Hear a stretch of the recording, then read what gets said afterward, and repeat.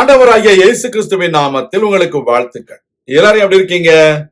சுகமா இருக்கீங்களா? சந்தோஷமா இருக்கீங்களா? இந்த நாளிலும் ஆண்டவர் கொடுக்கிற ஆசீர்வாதமான வார்த்தை அப்போஸ்தலர் நடவடிக்கைகள் 10ஆம் அதிகாரம் 35ஆம் வசனம். எந்த ஜனத்திலாயினும் அவருக்கு பயந்திருந்து நீதியை செய்கிறவன் எவனோ அவனே அவருக்கு உகந்தவன் என்றும் நிச்சயமாய் அறிந்திருக்கிறேன். அருமையான தேவனுடைய பிள்ளைகளே, கர்த்தருக்கு உகந்தவர்கள் யார் என்று இந்த வசனத்திலே நாம் தெளிவாக அறிந்து கொள்ள முடிகிறது. எந்த ஜனத்திலாயிலும் முதலாவது கர்த்தருக்கு பயந்தவன், இரண்டாவது நீதியை செய்கிறவன், அவன்தான் கர்த்தருக்கு உகந்தவன். அவன் எந்த மதத்தை சார்ந்தவன் என்று இயேசு பார்க்கவில்லை. கொர்நேலியு கிறிஸ்தவன் அல்ல, இயேசு கிறிஸ்துவை அறிந்தவனும் அல்ல, யெகோவா தேவனை அறிந்தவனும் அல்ல. ஆனால் அவன் கர்த்தருக்கு பயந்தவன், நீதி செய்தவன், ஜபிக்கிறவன், தர்மதானம் செய்கிறவன். கர்த்தர் அதைத்தான் பார்த்தார்.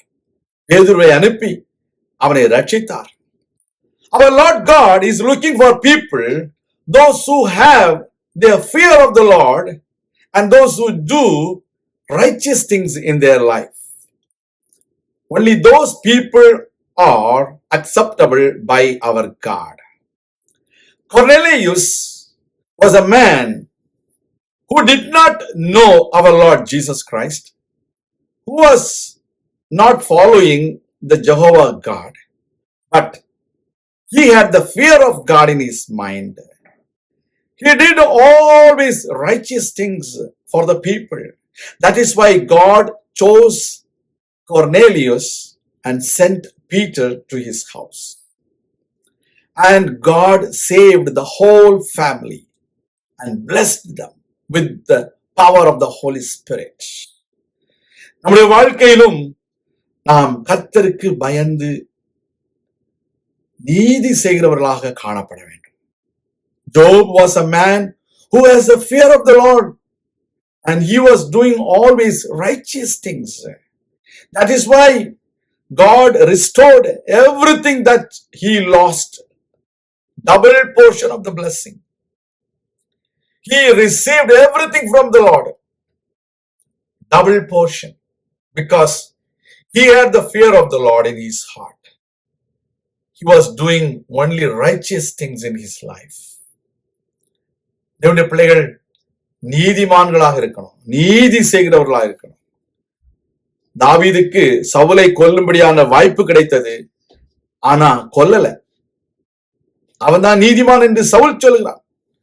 David had an opportunity to kill Saul, but he didn't kill Saul. That is why Saul testified about David that you are more righteous than me. The same way our Lord God should testify about us that we are righteous people. The Lord God should say, we have the fear of the Lord.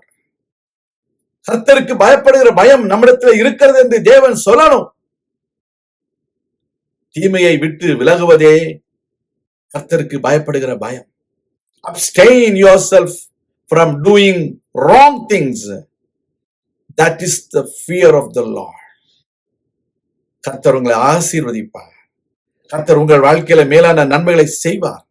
கர்த்தருக்கு பயந்து நீதியை செய்வோம், ஆண்டவருடைய ஆசீர்வாதத்தை பெறுவோம். நான் உங்களுக்காக ஜெபிக்கிறேன். எங்கள் அன்பின் பரலோக பிதாவே, நாங்கள் உமக்கு உகந்தவர்களாக, உமக்கு பயப்படுகிறவர்களாக, உம்முடைய வார்த்தையின்படி நீதி செய்கிறவர்களாக வாழ எங்களுக்கு உதவி செய்தருளும். குற்றங்கள் குறைவுகளை எங்களுக்கு மன்னியும். தெய்வ பயத்தை எங்களுக்கு தாரும். உம்மை விட்டு நாங்கள் அகன்று போகாதபடிக்கு, தூரமாய் போகாதபடிக்கு, உம்மோடு நெருங்கி வாழ தேவனே எங்களுக்கு உதவி செய்வீராக. எங்கள் பிள்ளைகளை ஆசீர்வதியும், குடும்பங்களை ஆசீர்வதியும், சபையை ஆசீர்வதியும். உம்முடைய நாமத்தை மகிமைப்படுத்தும். இயேசு கிறிஸ்துவின் நாமத்தில் ஜெபிக்கிறோம் எங்கள் நல்ல பிதாவே, ஆமேன். கர்த்தர் தாமே உங்களை ஆசீர்வதிப்பாராக. ஆமேன்.